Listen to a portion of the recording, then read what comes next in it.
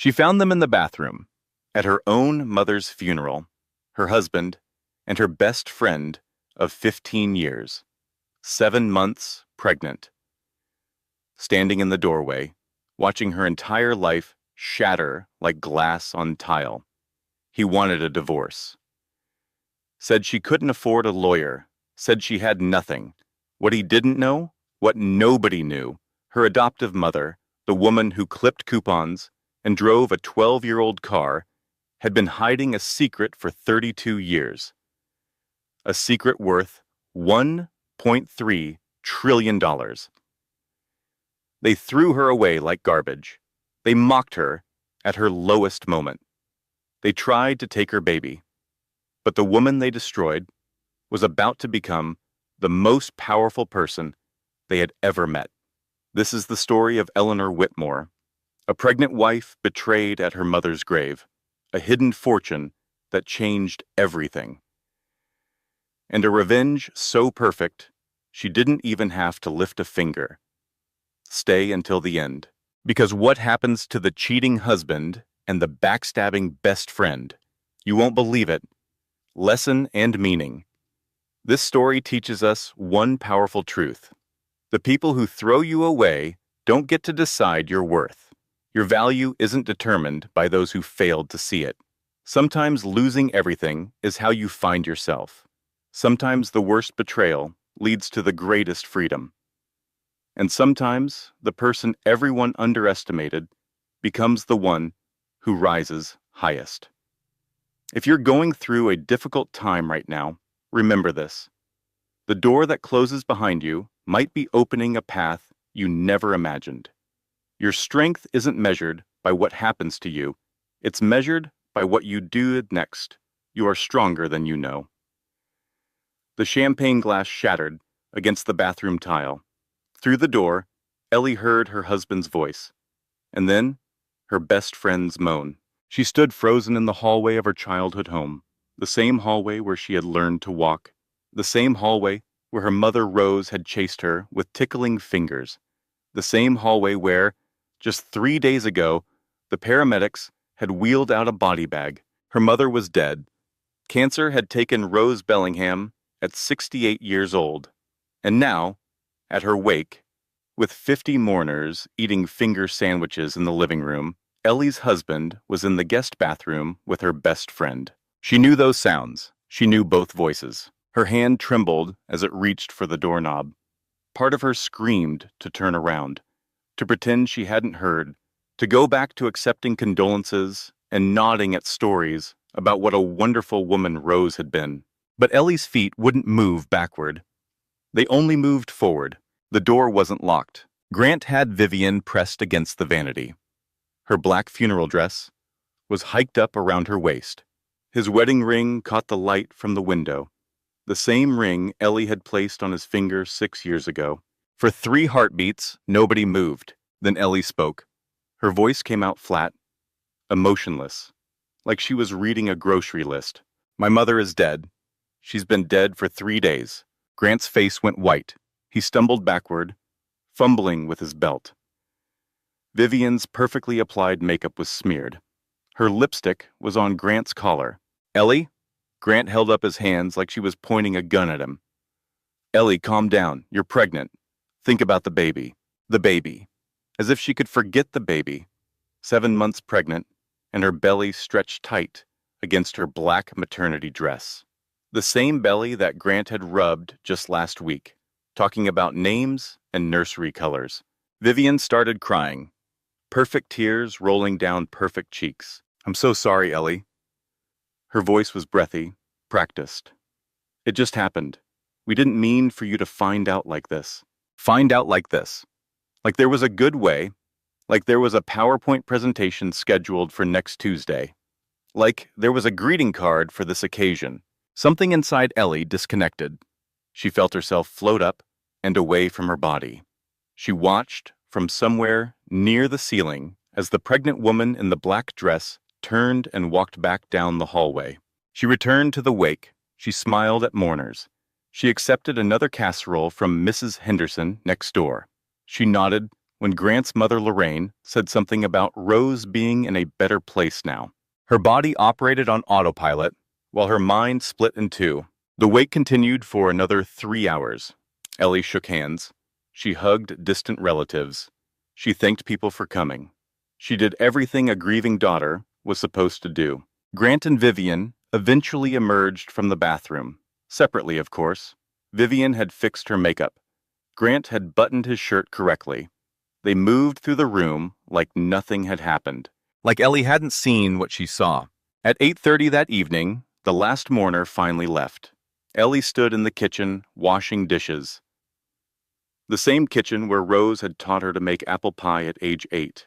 The same kitchen where Rose had held her when she cried about being different from the other kids at school. The same kitchen where Rose had said the words that shaped Ellie's entire life. Family isn't blood, sweetheart. Family is choice. Rose had chosen Ellie, adopted her as a newborn from a hospital in Columbus, given her a home, a name, a life. And now Rose was gone. Ellie scrubbed a casserole dish until her knuckles were raw. She heard Grant's footsteps behind her. She knew his walk. The confident stride of a man who believed the world owed him something. Ellie, his voice was gentle now, rehearsed. We need to talk about us. She kept scrubbing. The casserole dish was already clean, but she kept scrubbing anyway. I've been thinking about this for months, Grant continued. Vivian and I. It's not just physical. She understands me in ways you never could. The dish slipped from Ellie's hands. It clattered into the sink, but didn't break. The pregnancy was a mistake, Grant said. We both know it. We were trying to fix something that couldn't be fixed. Ellie finally turned around. She looked at her husband of 6 years, the man she had met at a charity fundraiser, the man who had swept her off her feet with flowers and promises, the man who had cried at their wedding and sworn to love her until death. I want a divorce, Grant said. I'll be fair about custody. We can work something out. Ellie's voice came from somewhere deep inside her, somewhere cold. Get out of my mother's house. Grant blinked. Ellie, be reasonable. Get out. Now this is a community property state. We need to discuss. Get out of my mother's house. Now. Something in her tone made him step back. Maybe he saw it in her eyes. The same emptiness she felt in her chest. The void where her heart used to be. Grant grabbed his jacket from the coat rack. He paused at the door. I'll send someone for my things tomorrow. Don't make this difficult. Then he was gone. Ellie stood alone in her mother's kitchen. The clock on the wall ticked. The refrigerator hummed. Somewhere outside, a dog barked. She picked up her phone and dialed Vivian's number. It rang 3 times before her best friend answered. Ellie. Vivian's voice was cautious, guilty. I was going to call you. I wanted to explain. How long? A pause. What? How long have you been sleeping with my husband? How long have you been lying to my face? Vivian let out a shaky breath. Ellie, it's complicated. How long? Another pause, longer this time. 14 months. The number hit Ellie like a physical blow. 14 months, more than a year. Since your birthday party, actually, Vivian continued. The one I planned for you. Grant and I were setting up the decorations, and things just happened. The birthday party. The surprise party where Ellie had felt so loved, so celebrated, so grateful for her amazing husband and her wonderful best friend. Ellie did the math in her head.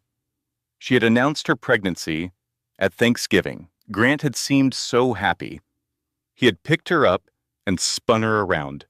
He had called his mother with the news before Ellie could even catch her breath. But by Thanksgiving, he had already been sleeping with Vivian for 5 months. Everything was a lie.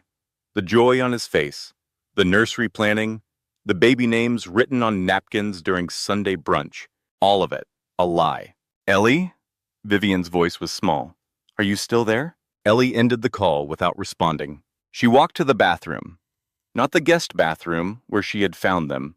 The master bathroom, her mother's bathroom. She sat on the edge of the tub, fully clothed, and turned on the water. She didn't get in.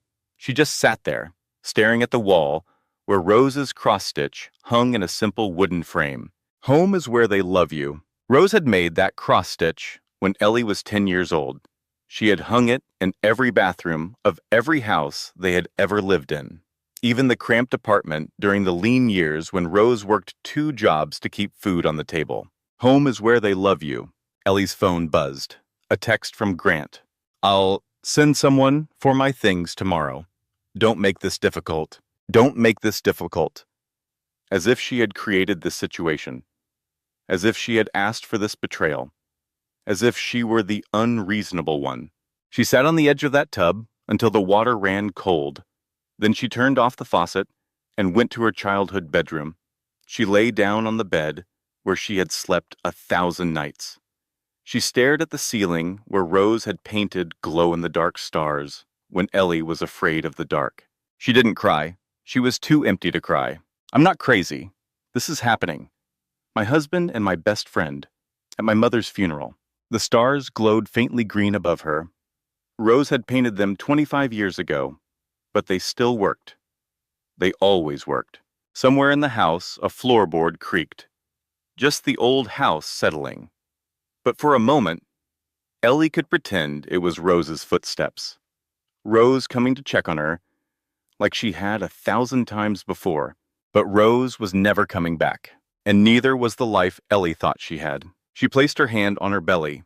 The baby kicked, strong and insistent, alive. At least there was that. At least there was still this one pure thing in a world that had suddenly turned rotten. Ellie closed her eyes. She didn't sleep, but she closed her eyes anyway. Tomorrow would come, whether she was ready or not. Morning light crept through the curtains like an unwelcome guest. Ellie had been awake for hours. She had watched the darkness fade to gray, then gray fade to gold. She had listened to the birds start their morning songs. She had felt the baby perform its usual sunrise gymnastics, but she hadn't moved from the bed. Moving meant facing the day. Moving meant dealing with reality. Moving meant accepting that everything she believed about her life was wrong. Her phone had 17 missed calls, 12 from Grant, 5 from Vivian. She didn't listen to the voicemails. She already knew what they would say. Excuses, justifications, attempts to rewrite history so they could sleep at night. At 9:15, she finally forced herself upright. Her pregnant body protested. Her back ached. Her feet were swollen. Her head pounded from dehydration and exhaustion. She shuffled to the kitchen and made coffee. Decaf, because of the baby. Rose's favorite mug was still in the dish drainer. A white ceramic mug with "World's Best Mom" printed in faded letters.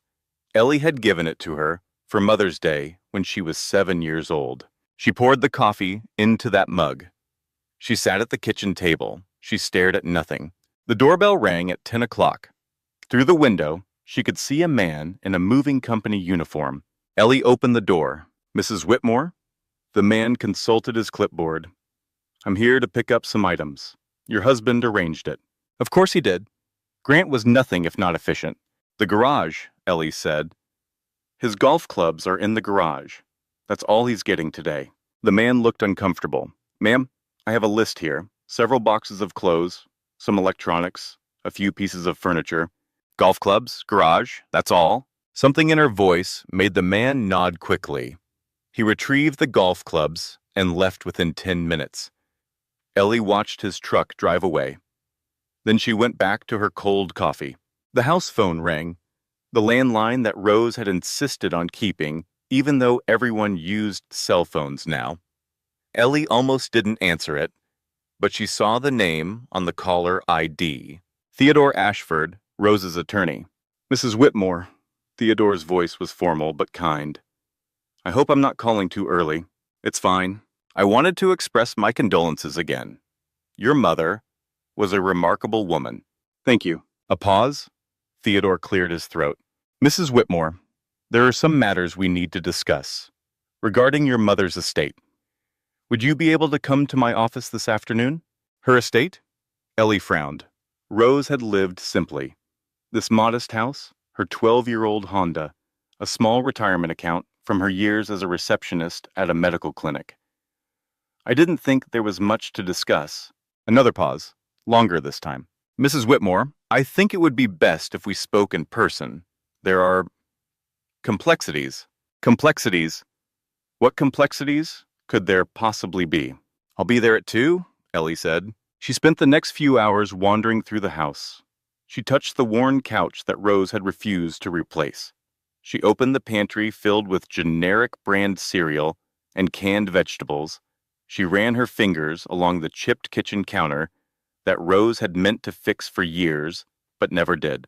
Everything in this house spoke of careful budgeting, of coupons clipped and sales tracked, of a woman who counted every penny. At 1:30, Ellie drove Rose's old Honda to Theodore's office. The car still smelled like Rose's perfume, lavender and vanilla. The scent made Ellie's chest tighten. Theodore's office was in a small building downtown. Not fancy, but respectable. Ellie had been there once before, years ago, when Rose updated her will after Ellie's wedding. The receptionist led her to Theodore's private office. He rose to greet her. He was a tall man in his late 50s, with silver hair and kind eyes behind wire-rimmed glasses. Please sit down. He gestured to a comfortable chair across from his desk. Can I get you anything? Water? Tea? I'm fine. Theodore sat down. He placed a manila folder on his desk. His hands rested on top of it, almost protectively. Mrs. Whitmore, before we begin, I need to ask you something. Did your mother ever discuss her past with you before she adopted you? Ellie shook her head. Not really. She said she had a difficult childhood, that she ran away from home at 16. She never talked about her birth family. Theodore nodded slowly. That's what I expected. Your mother was a very private person. She had her reasons. He opened the folder. Inside was a letter in Rose's handwriting. He slid it across the desk. She asked me to give you this. She wrote it last week when she knew the end was near. Ellie's hands trembled as she picked up the letter. The handwriting was shaky.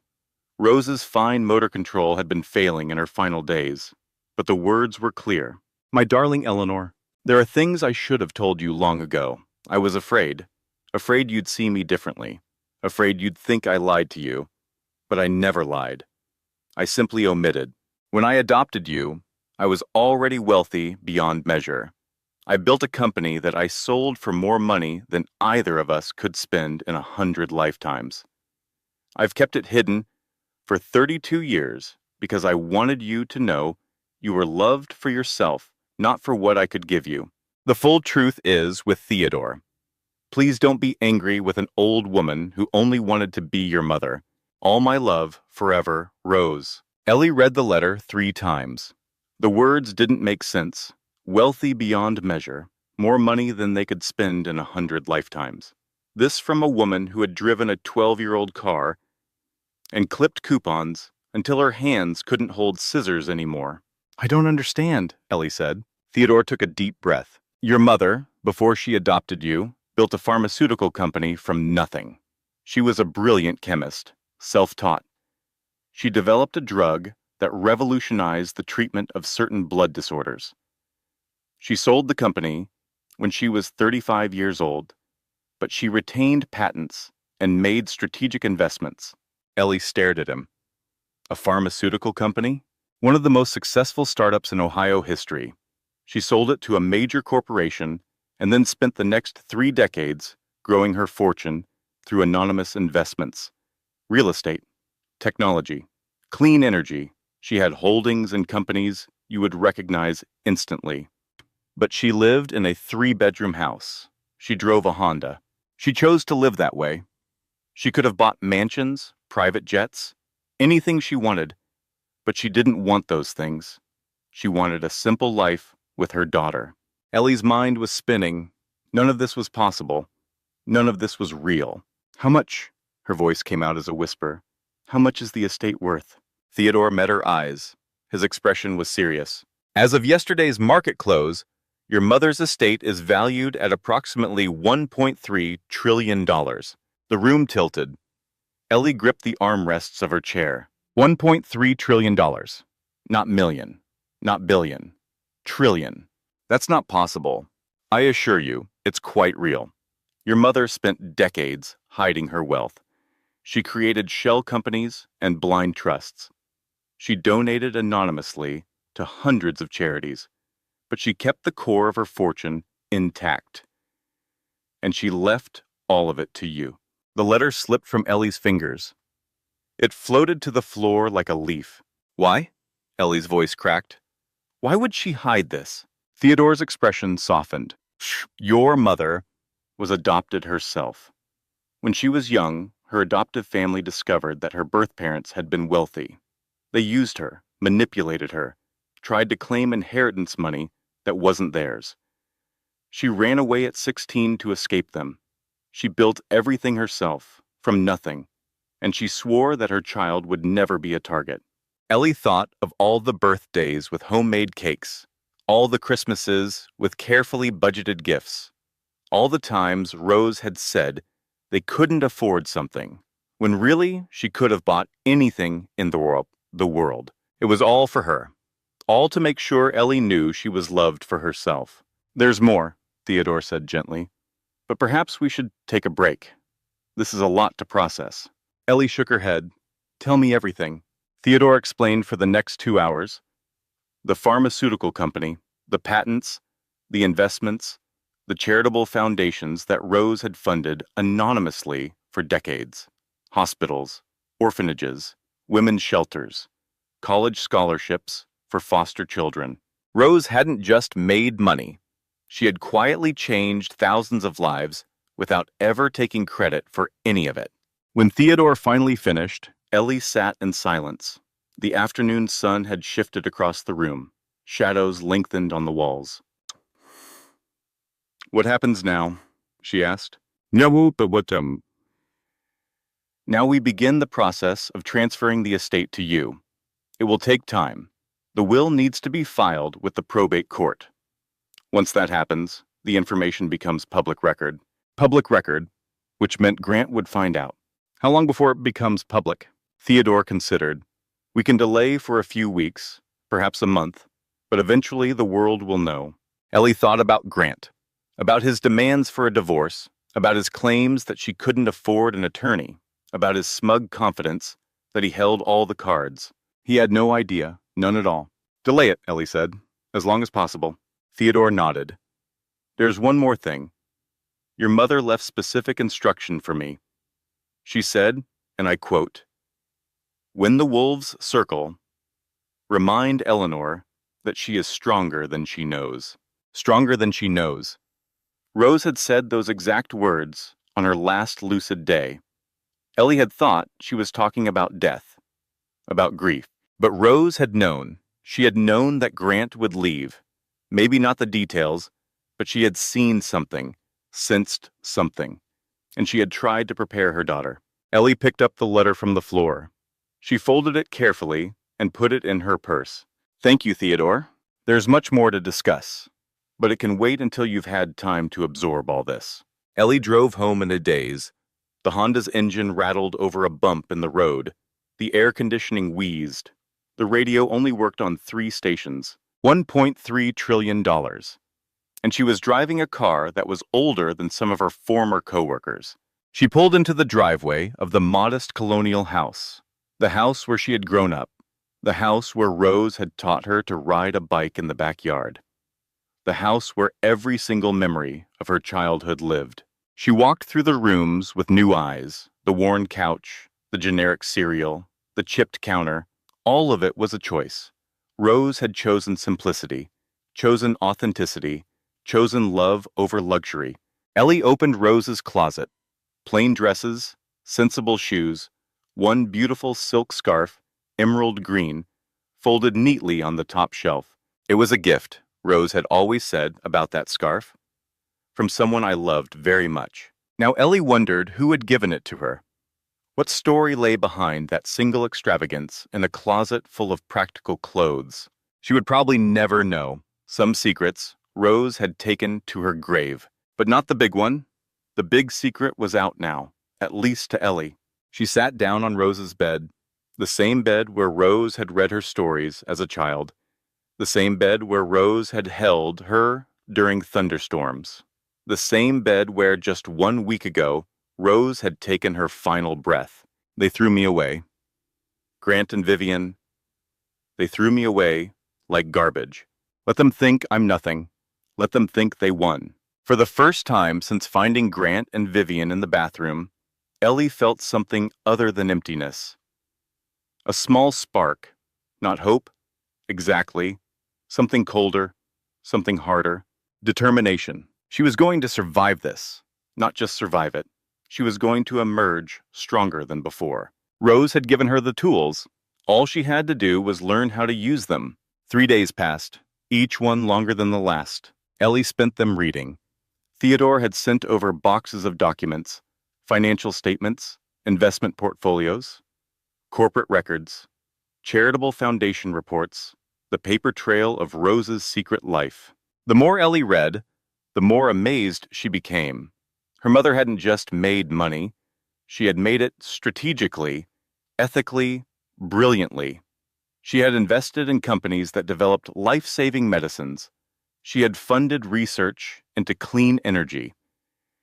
She had bought apartment buildings and kept the rents affordable for working families. Everything Rose touched, she tried to make better. Not for recognition, not for tax breaks, just because it was the right thing to do. And she had done it all while clipping coupons and driving a 12-year-old Honda. Ellie understood now. Rose hadn't been cheap. She had been principled. She believed that money should be used for good, not wasted on extravagance. And she had wanted to raise her daughter with the same values. No private schools, no fancy vacations, no designer clothes, just love and lessons and homemade apple pie on Sunday afternoons. On the 4th day, Ellie's phone rang. Grant's name appeared on the screen. She almost didn't answer, but something made her tap the green button. Ellie. His voice was carefully controlled. We need to talk about the house. What about it? It's marital property. We need to decide what to do with it. It's my mother's house. She left it to me. You're still married to me. That makes it community property. My attorney says... It is? Your attorney. Ellie cut him off. You've hired an attorney already? Victor Crawford. He's one of the best divorce lawyers in the state. He's going to make sure everything is divided fairly. Victor Crawford. Ellie had heard that name before. He was known for aggressive tactics, for digging up dirt and destroying the other side. I see, Ellie said. I'm trying to be reasonable here, Ellie. I don't want this to get ugly. But if you're going to be difficult, I'm not being difficult. I'm protecting what's mine. Grant laughed. It was not a kind sound. What's yours? Ellie, you don't even have a job. You were fired 3 months ago, remember? You have no income, no savings, no way to pay for an attorney. The smart thing would be to accept my offer and move on. The smart thing. According to Grant, the smart thing was always whatever benefited Grant. What offer? Ellie asked. I keep the house we lived in together. You keep your mother's house. We split custody 50-50. I won't ask for alimony, even though I probably could, given your employment situation. How generous? I'm trying to be fair. Fair? The word tasted like ash in Ellie's mouth. I'll think about it, she said. Don't think too long. Victor says. Ellie ended the call. She sat in her mother's kitchen, surrounded by the documents of an empire worth $1.3 trillion. And she laughed. Not a happy laugh. A bitter one. Grant thought she was broke. He thought she was helpless. He thought he could bully her into submission. He had no idea who he was dealing with. She called Theodore. I need the best divorce attorney in Ohio, she said. Someone who can go toe-to-toe with Victor Crawford. I know exactly who to recommend. Diane Prescott. She's legendary. She's also terrifying.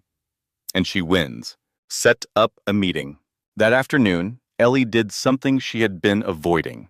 She went back to the house she had shared with Grant. She needed clothes. She needed documents. She needed to see for herself what remained of the life she thought she had. Grant's car was in the driveway. So was another car. a sleek white Mercedes that Ellie recognized instantly. Vivian's car. For a moment, Ellie considered driving away. But no, this was still her house too. She had every right to be here. She walked through the front door without knocking. Grant and Vivian were in the living room. They were packing boxes together, laughing together. Vivian was holding up one of Ellie's sweaters, the pale blue cashmere that Rose had given her for Christmas 2 years ago. "She won't need this," Vivian said. "It's too small for pregnant women anyway." Something inside Ellie went very still, very cold. "Put that down," she said. Grant and Vivian spun around. For a moment, they looked like teenagers caught by a parent. Guilty, defensive, scared. Then Grant's expression hardened. "Ellie, we weren't expecting you. Obviously. We're just sorting through things, figuring out what's mine and what's yours." "That sweater is mine. Put it down." Vivian dropped the sweater like it had burned her. She stepped back, positioning herself behind Grant. "Ellie, be reasonable," Grant said. "We're all adults here. We can do this civilly." Civilly. He wanted civility. After what he had done, after what they had both done. "I want you both out of this house in 1 hour," Ellie said. Her voice was calm, flat, emotionless. "Take only what is clearly yours. Your clothes, your golf clubs, your signed baseball collection. Nothing that was a gift from me or my family. Nothing that belongs to both of us.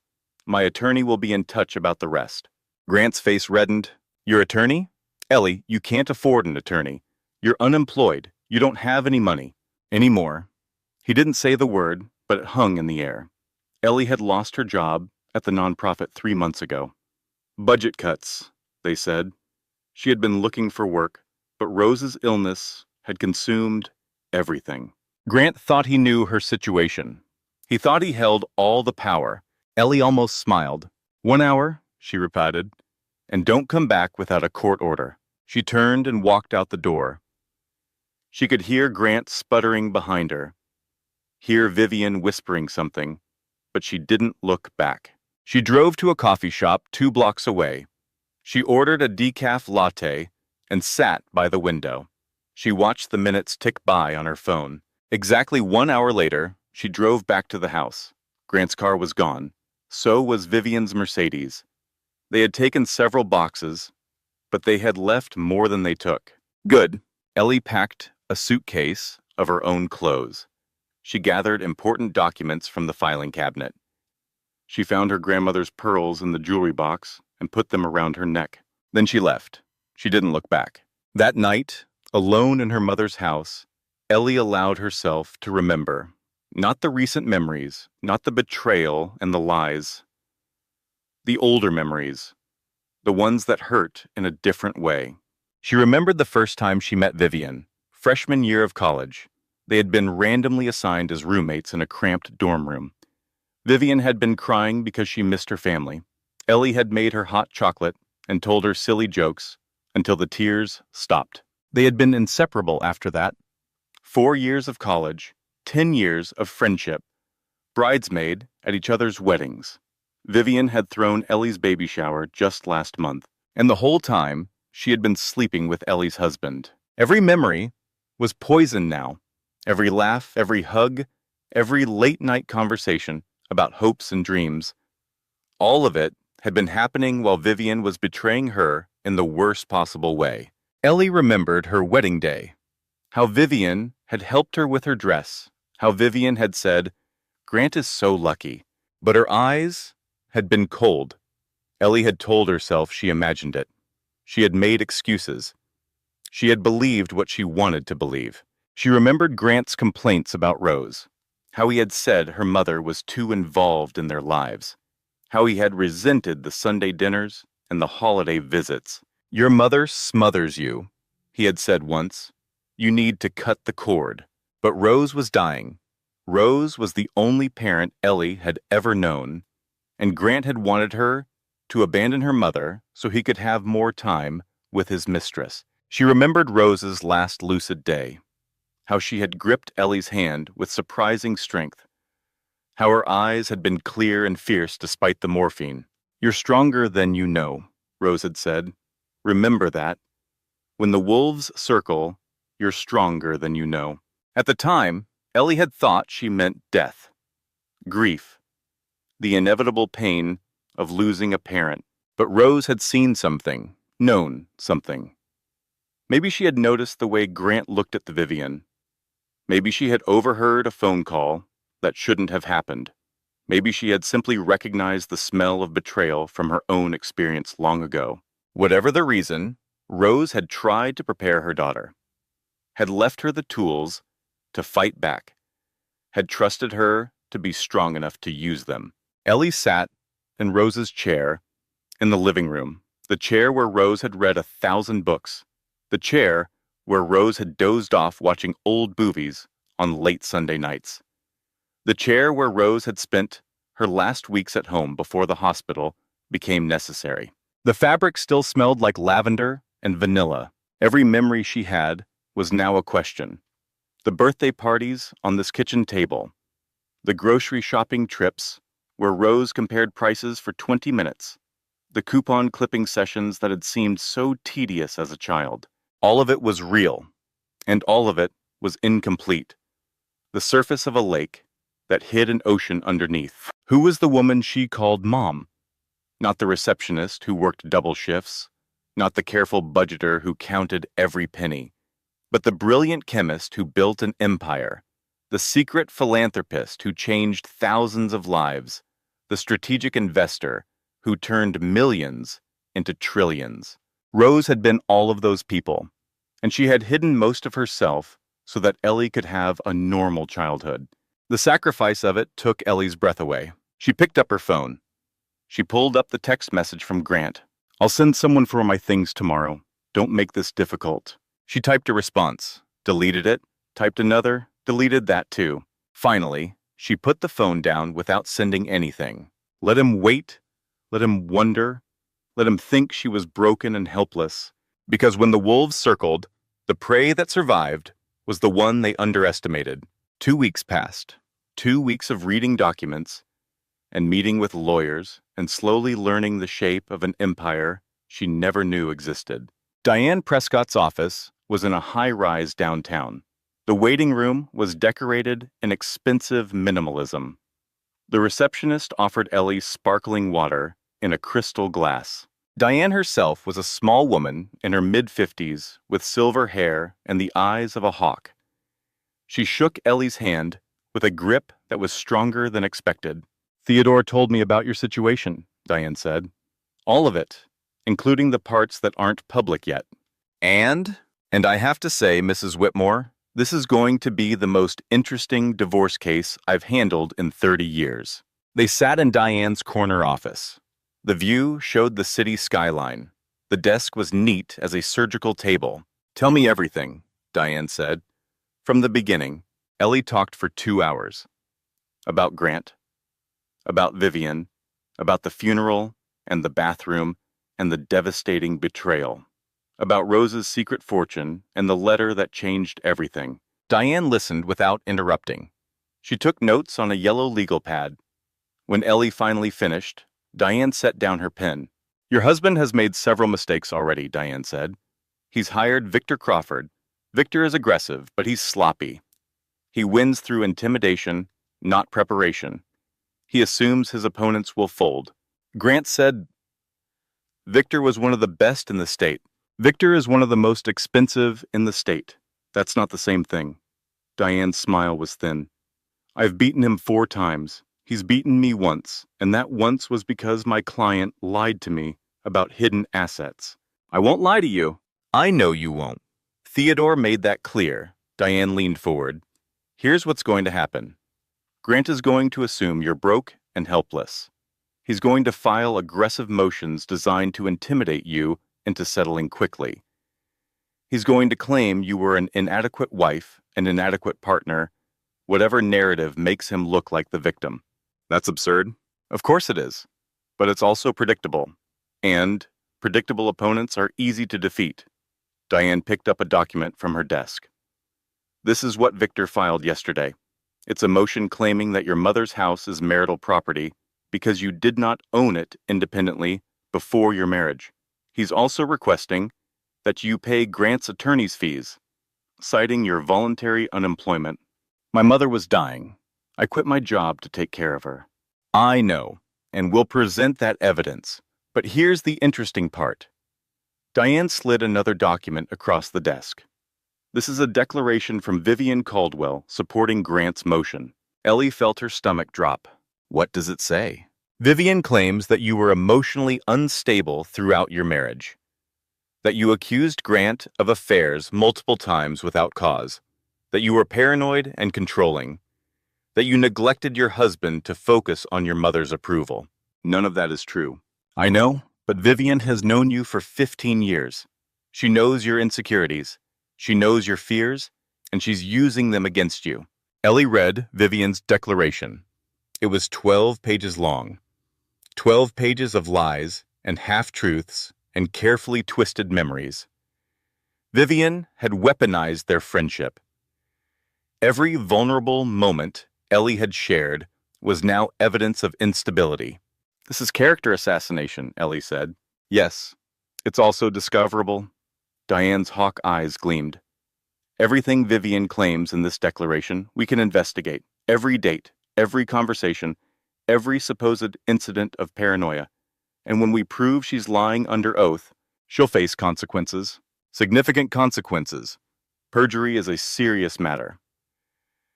Diane leaned back. Here's my strategy. We let Grant and Victor think they're winning. We don't reveal your mother's estate until the last possible moment. We document every lie, every exaggeration, every piece of manipulation. Then we present it all at once. A trap, an avalanche. They won't see it coming. Diane stood. In the meantime, I need you to continue living as if nothing has changed. Stay in your mother's house. Don't make any large purchases. Don't contact Grant or Vivian directly. Everything goes through me. Ellie nodded. She understood. The game was being played on multiple levels. And for the first time since finding Grant in that bathroom, she felt like she was on the winning side. That evening, her phone rang. Grant's mother, Lorraine. Ellie considered not answering, but Lorraine would just keep calling. Better to get it over with. Eleanor, dear. Lorraine's voice was silk over steel. I'm so glad I caught you. I know this must be a difficult time. What do you want, Lorraine? I wanted to talk to you, mother to mother. Well, mother to almost mother. A light laugh. I know Grant has behaved badly. Men are weak creatures sometimes, but we mustn't let emotions cloud our judgment. Ellie said nothing. Grant deserves to be happy, Lorraine continued. And frankly, dear, the two of you were never quite suited. Different backgrounds, different expectations. Perhaps this is best for everyone, even the baby. Even the baby? Children need stable homes, Eleanor. Your behavior lately has been concerning. The erratic decisions, the refusal to communicate. I worry about what kind of environment you would provide. There it was, the threat behind the sweetness. Lorraine was laying groundwork for a custody battle. Thank you for your concern, Ellie said. I'll keep it in mind. I hope you will, dear. I really do. Grant is willing to be generous, but if you force this into court, well, a sigh. Courts can be so unpredictable, and lawyers do love to dig up dirt. Ellie ended the call without responding. She sat in the gathering darkness of her mother's living room. The threats were piling up.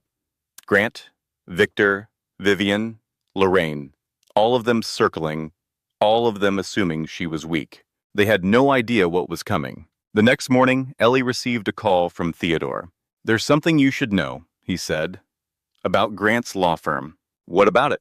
They've been trying to trace your mother's assets for years. They represent clients who lost patent disputes against Rose's old pharmaceutical company. They've always suspected the Bellingham estate was larger than it appeared. Ellie felt cold. Are you saying Grant's firm has been investigating my mother? And not Grant personally, but the firm, yes. When the will is filed publicly, they'll know everything. And they'll realize that their employee married the heir to an estate they've been hunting for a decade. That can't be a coincidence. No, Theodore agreed. It probably isn't. Ellie's mind raced.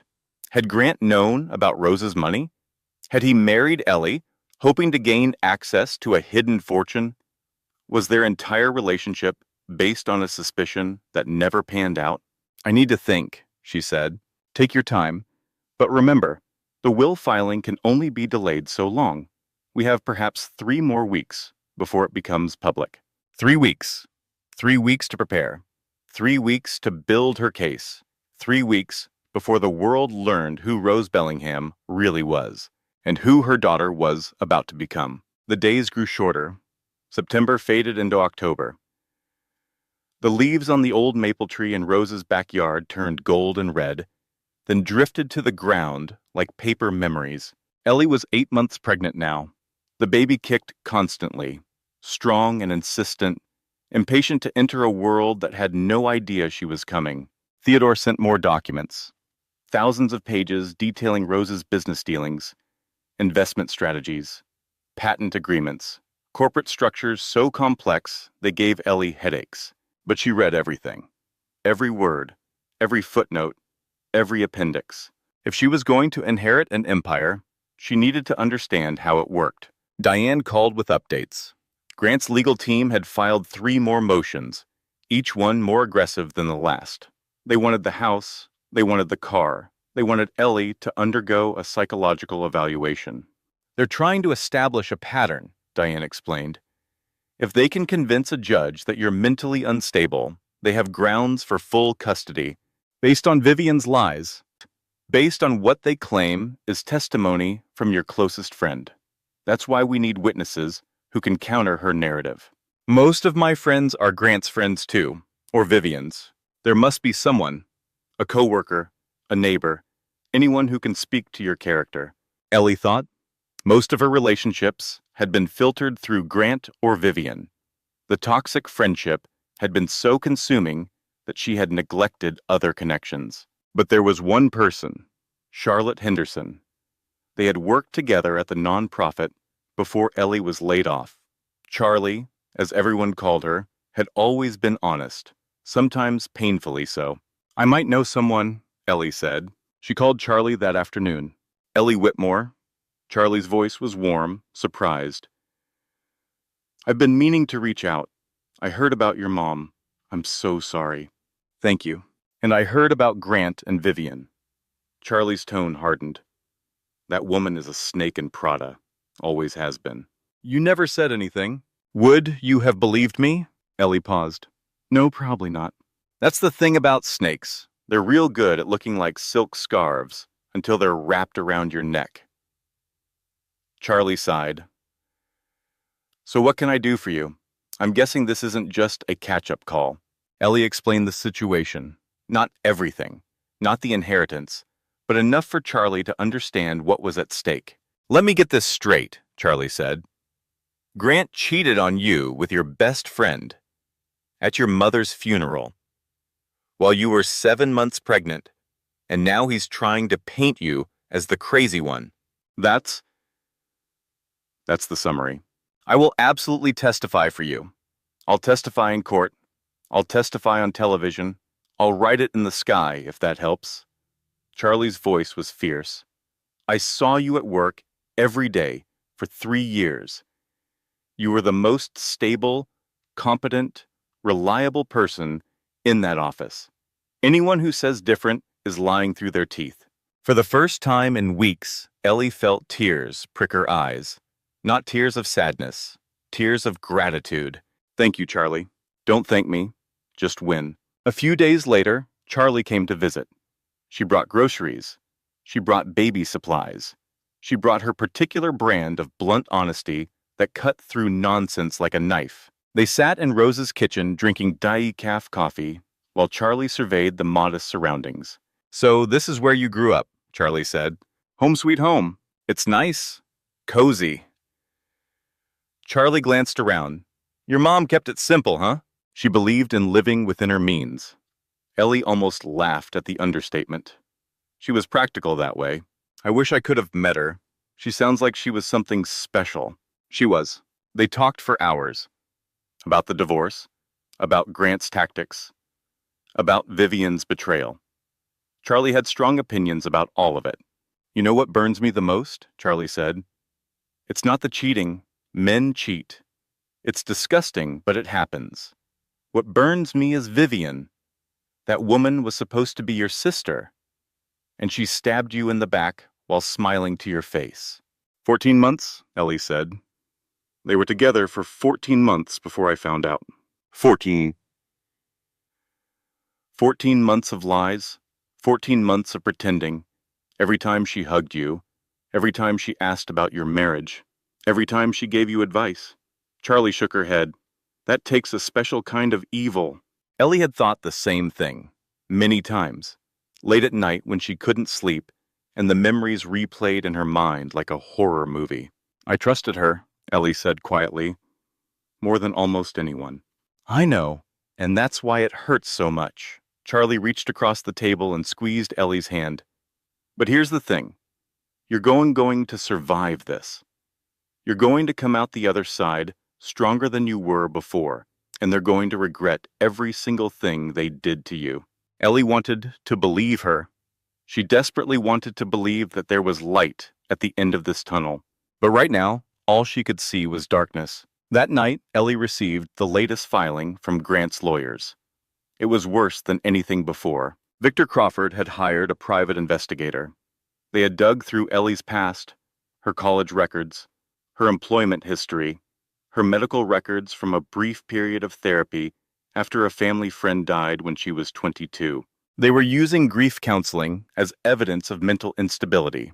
They were also claiming that Ellie had a history of erratic behavior. Specifically, they cited an incident from 6 years ago when she had called the police because she thought someone was breaking into her apartment. The police had found nothing. Grant's lawyers called it a hallucination. Ellie remembered that night.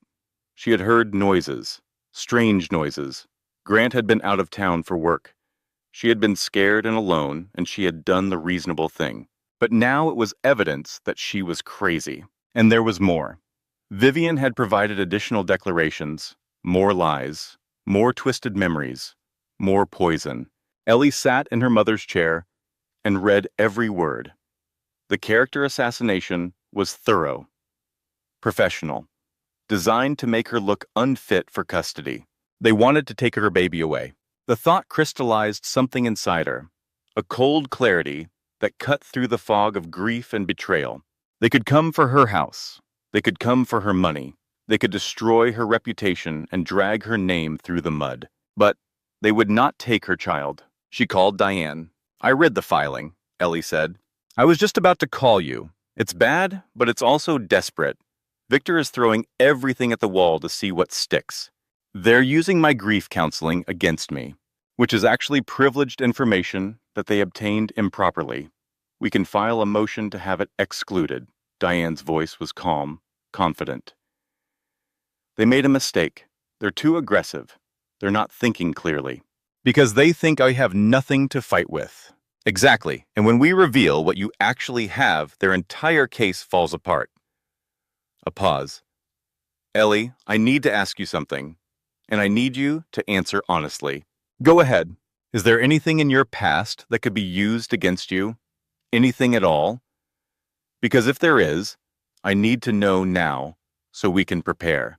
Ellie thought, really thought, about every mistake she had ever made, every embarrassing moment, every secret she had kept. No, she said finally. I've lived a boring life, Diane. The most exciting thing I ever did was marry Grant, and we both know how that turned out. Diane laughed, a real laugh. The first Ellie had heard from her. Good. Then we proceed as planned. Let them build their case on lies and illegally obtained evidence. When the truth comes out, they won't know what hit them. After the call, Ellie sat alone in the darkening house, 8 months pregnant. Everyone she trusted gone or dead. The whole world against her. She talked to the baby. I don't know how to do this. She whispered. I don't know how to fight them all. Your grandmother would know. She always knew what to do. The baby kicked, hard, as if in response. And then, despite everything, Ellie cried. Really cried. The kind of crying that comes from the deepest part of the soul. The kind that empties you out and leaves nothing behind. She cried for Rose, for the mother she had lost, for the secrets she had never known. She cried for her marriage, for the love she thought was real, for the future she thought they would have together. She cried for Vivian, for the friendship that had been a lie, for the sister she never really had. She cried for herself, for the woman she used to be, for the innocence she would never get back. And when the tears finally stopped, she was empty, hollow, a shell of a person sitting alone in a dark house. But shells could be filled with new things. Emptiness could become space for something stronger. 3 o'clock in the morning, the darkest hour of the night, Ellie went to the kitchen. She pulled out ingredients from memory: flour, sugar, butter, apples. She made her mother's apple pie, the one Rose had taught her when she was 8 years old. The same recipe Rose had made every Sunday for as long as Ellie could remember. Core the apples, roll the dough, crimp the edges, just like Rose had shown her 1,000 times. The smell filled the kitchen: cinnamon and sugar and warm fruit, the smell of home, the smell of love, the smell of everything Rose had ever given her. For one moment, in the darkness of that kitchen, Rose was there. Ellie could almost feel her presence, almost hear her voice. "You're stronger than you know." The timer dinged. The pie was done. Ellie pulled it from the oven and set it on the counter to cool. She didn't eat any. She didn't need to. The act of making it was enough. Morning came. Ellie woke with swollen eyes and a decision. She called Theodore. "I want to learn everything," she said. "The companies, the investments, the foundations, everything my mother built. Teach me how it works." Theodore paused. "That's quite an undertaking. We're talking about one of the most complex financial structures in the country." "Then we better get started." For the next 2 weeks, Ellie became a student again. Theodore sent tutors, financial advisors, business consultants, each one bound by strict confidentiality agreements, each one sworn to secrecy about the identity of their pupil. She learned about shell companies and holding structures, about patent portfolios and licensing agreements, about the careful balance of public and private investments that Rose had maintained for decades. The scope of it was staggering. Rose had owned stakes in pharmaceutical companies that produced medications used by millions of people. She had invested in technology firms before they became household names. She had bought real estate in cities that later experienced massive growth. Everything she touched seemed to turn to gold. But it wasn't luck. It was research, patience, a brilliant mind applied with discipline over decades. And now all of it belonged to Ellie. "Your mother left very specific instructions about her charitable foundations," Theodore explained one afternoon. "She wanted them to continue operating exactly as they have been. Anonymous donations, no publicity, no recognition." She said I am. She really didn't want anyone to know. She believed that true generosity requires anonymity, that charity done for recognition isn't really charity at all. Theodore smiled. She was a remarkable woman. "I'm starting to understand just how remarkable." Among the documents was a handwritten note from Rose. It had been tucked into a folder about the largest charitable foundation, the one that funded scholarships for foster children. "I spent my life building this, but it was always for you, not to make you rich, to make you free. Free." That was what Rose had wanted for her. Not wealth for its own sake, but the freedom that wealth could provide, the freedom to choose her own path, the freedom to walk away from anyone who mistreated her, the freedom to never be dependent on a man like Grant. Ellie read that note 100 times. Each time she understood it a little better. Charlie visited every few days. She had appointed herself Ellie's unofficial support system. "I saw Vivian's Instagram," Charlie reported one afternoon. She and Grant went to some fancy restaurant, posted pictures of themselves, looking all in love and happy. "I don't want to know." "You're right. You don't. I just wanted to tell you that the comments section is savage. People are not fooled by their little performance. People know, rumors spread. You know how social circles work. Half the city knows he cheated on his pregnant wife with her best friend at her mother's funeral. Charlie grinned. He's not winning the popularity contest. I'll tell you that. It was a small comfort, but Ellie would take any comfort she could get. How are you holding up? Charlie asked. And I mean really, not the answer you give everyone else. Ellie considered the question. I'm tired, she said finally. I'm scared, I'm angry, but I'm also determined. Does that make sense? It makes perfect sense. Charlie nodded.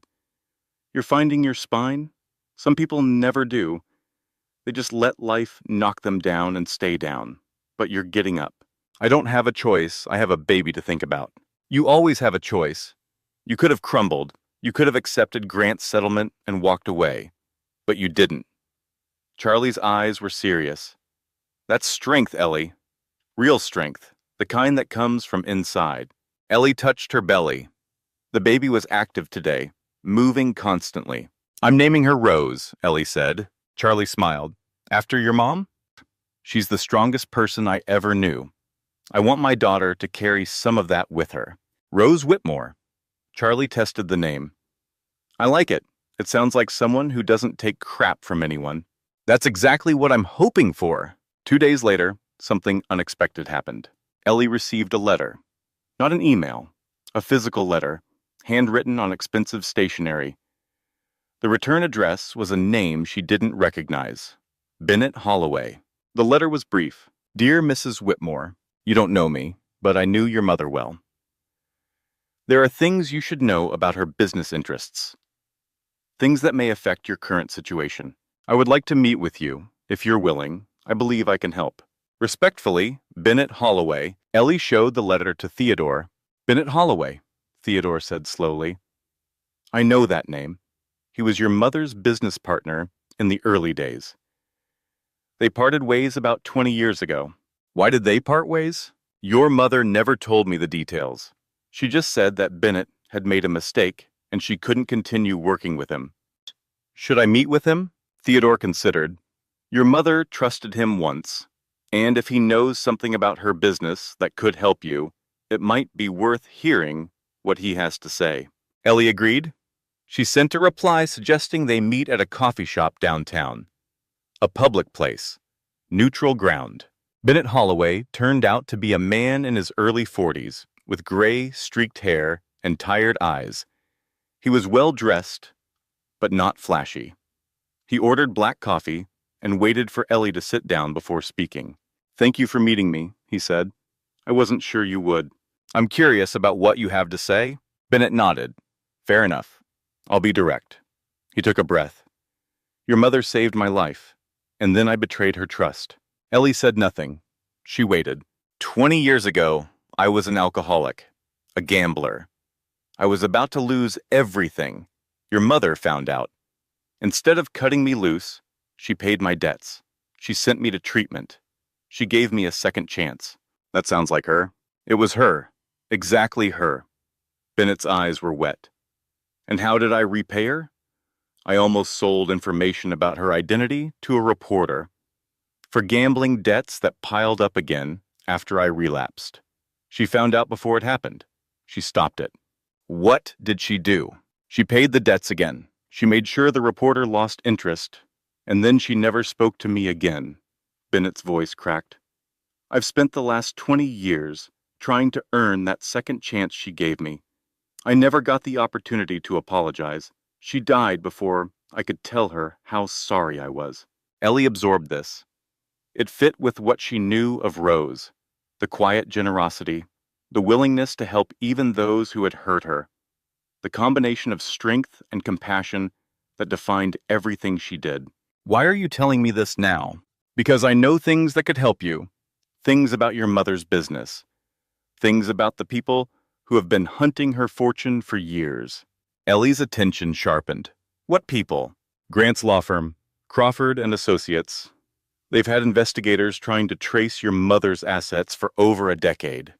They represent clients who lost patent disputes against your mother's old company. Theodore told me about that.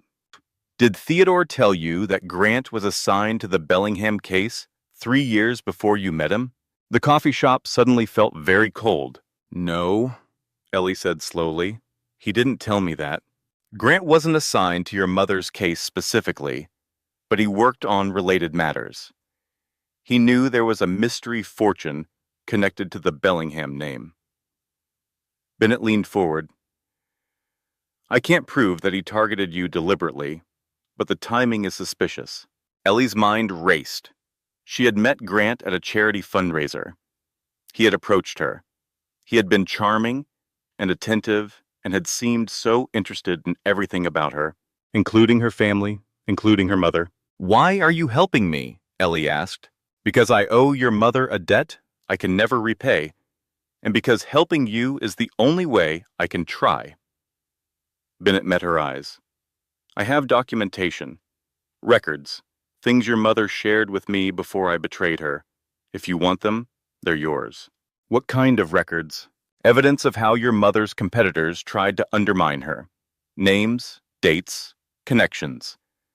He paused, including connections to Crawford and Associates. Ellie understood.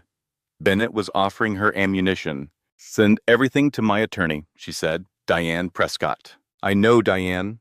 Your mother recommended her to me once, years ago. Bennett almost smiled. Rose always knew who the best people were. They parted ways at the coffee shop entrance. Bennett looked like he wanted to say something more, but in the end, he just nodded and walked away. Ellie stood on the sidewalk for a long moment. The autumn wind was cold. Leaves swirled around her feet. Rose had forgiven Bennett, even after his betrayal. She had given him a second chance, and she had never spoken to him again. Forgiving doesn't mean forgetting. Rose had known that. She had protected herself while still showing compassion. She had refused to let someone else's weakness define her response. It was a lesson Ellie needed to learn. She couldn't forgive Grant. Not yet. Maybe not ever. But she could refuse to let his betrayal define who she became. That was her choice. That was her power. And no one could take it from her. The contraction started at 3 in the morning, 3 weeks early. Ellie had been dreaming about Rose. They were baking pies together in the old kitchen. Rose was showing her how to crimp the edges just right. And then pain shot through Ellie's abdomen, and she woke, gasping. Another contraction hit, strong, real. Too early. The baby was coming too early. Ellie grabbed her phone. Her hands were shaking. She called Charlie. I'm in labor, she said when Charlie answered. It's too early. The baby's coming. I'm on my way. Don't move. Charlie arrived in 15 minutes. She helped Ellie into the car. She drove to the hospital while Ellie gripped the door handle and tried to breathe through the pain. The emergency room was bright and cold and smelled like antiseptic. Nurses took over. They put Ellie in a wheelchair. They asked questions she could barely answer. Emergency contact? Someone asked. Charlie Henderson, Ellie said. She's here. She came with me. Not Grant, not Vivienne, not anyone from the life she used to have, just Charlie. The only person who had shown up when it mattered. They wheeled her into a delivery room. Dr. Foley appeared, looking calm and competent despite the early hour. The baby is early, but not dangerously so, Dr. Foley said. 37 weeks. She should be fine. She? Dr. Foley smiled. Your daughter. She's eager to meet you. The labor was hard. 12 hours of pain and exhaustion and fear. Charlie stayed the whole time. She held Ellie's hand. She wiped her forehead. She said encouraging things that Ellie couldn't really hear, but appreciated anyway. At 3:15 of the afternoon, everything went wrong. The cord is wrapped, Dr. Foley said, her voice suddenly sharp. We need to move fast. Activity exploded around Ellie. People rushing, machines beeping, voices shouting instructions she didn't understand. And then silence. Terrible silence. For 6 minutes that felt like 6 years, there was no cry. Ellie couldn't see what was happening. Couldn't move. Could only lie there and pray to a God she wasn't sure she believed in. Please, please, please. And then, a cry, thin and angry and absolutely perfect. There she is, Dr. Foley said. There's your girl. They placed the baby on Ellie's chest, so small, so red, so beautiful. Rose Margaret Whitmore took her first breath, and Ellie's world changed forever. Hours later, Ellie lay in a hospital bed with her daughter sleeping in her arms. Charlie had gone to get food. The room was quiet, peaceful, and then Grant walked in. He was carrying flowers. Yellow roses, Ellie noticed with dark amusement. He didn't even know that Rose hated yellow roses. Ellie, his face was arranged in an expression of concern. I heard about the baby. My mother told me. I came as fast as I could. How considerate. Grant moved closer. He looked at the baby. Something flickered in his eyes. Recognition, maybe. Or calculation. She's beautiful, he said. She looks like you. She looks like herself. Grant sat down in the chair next to the bed. He was still holding the flowers. He seemed to realize this and set them awkwardly on the side table. I've been thinking, he said, about us, about everything. Have you? I made a mistake, Ellie. A terrible mistake. Vivian and I, it was just... He waved his hand vaguely. It didn't mean anything. I was confused. Your mother was dying, and you were so focused on her, and I felt neglected. But that's no excuse. Ellie listened. She didn't interrupt. She had learned something in the past months. Silence could be its own kind of power.